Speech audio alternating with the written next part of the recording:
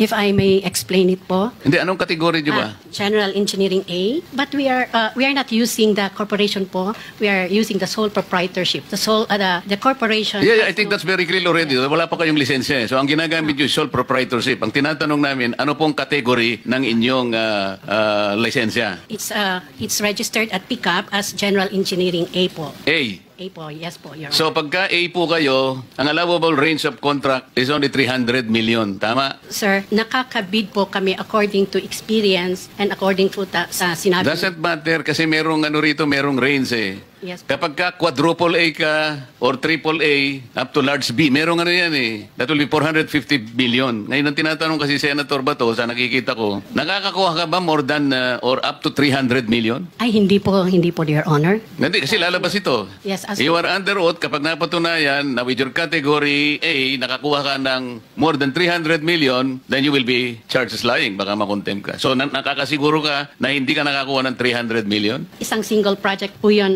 Your Honor. Hindi ba yun ang usapan, Mr. Chair? Yes, sir. For a category A contractor with an equivalent size range So, of B, they ang can bid up sinasabi to niya, hindi siya 300. nakakakuha ng more than 300 million. Tama? Na single project po, Your Honor. Senator Bato? Just be sure, mama, kasi within a span of 3 years, 5.022 billion. Pag i-detalyahin natin yan, baka mamaya may lalabas dyan na more than 300. I'm just cautioning you. Kasi pag ang ginawa mo, binrecap mo, ito yung splitting of contract. Halimbawa, 500 million. Ang ginawa mo in cahoots with the DPWH district engineer, 100, 100, 100, o in-split mo yung contract, then you were able to circumvent the law. So you have to be very careful. Baka sinasabi mo per contract. Oo nga, pero in-split ninyo because malalaman po namin yun eh. In the end, you will be confronted with the reality na nagsinungaling po kayo dito. Kasi sinasabi namin kanina pa, yung totohanan lang. So, wala kayong in-split na contract? Wala po, Your Honor. O sige, tingnan natin. Senator Yeah, Bato? Mr. Chair, according to records, ma'am, you have 58 flood control projects totaling to 5.022 billion. So, siguruhin po ninyo na out of the 58, walang lampas sa 300 on. Otherwise, 58 flood control projects. 5 billion divided by 58. Tingnan mo. Mr. Chairman, imposible. 5 billion, 5 billion divided by 58. Let me help you, madam.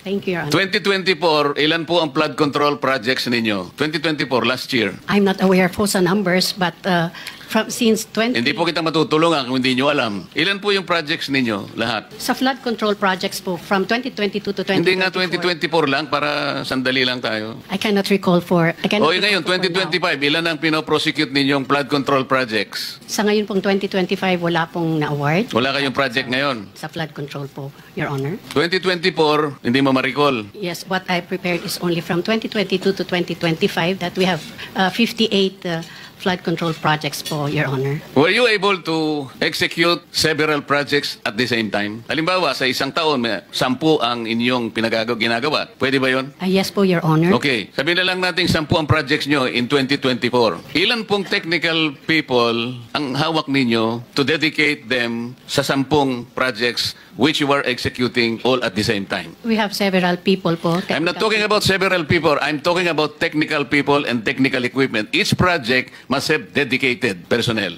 Project A, for example, meron kang 5 na engineers dyan. Iba-ibang katungkulan yan. Hindi mo pwedeng gamitin yon sa ibang project. Yes, po, Your O, 10 yun. Sabi kanina, inamin mo, there are 10 simultaneous projects being undertaken by your company. Ang ibig mo ang sabihin, kung 5 tao yon, meron ka 50 engineers? May organizational chart po na nakalagay doon. Madam, I'm not talking of the organizational structure. We're talking about your ability to execute 10 projects at the same time. Lalong-lalo na, yung iba nasa Mindanao, yung iba nasa Cebu, yung iba nasa Baguio, isa sa Batangas. You cannot do that. Otherwise, magsisinungaling ka dito. Kasi malalaman po natin ito. Kaya ganito yung pagtatanong namin para makita natin. Kasi kapag sinabi mong you can execute 10 projects in 1 year, kailangan mong magkaroon at the very least 50 engineers. Kasi ang gagawin ninyo, yung nakadedicate sa Project A, yun din ang Project B, Project C, hindi po pwede yun.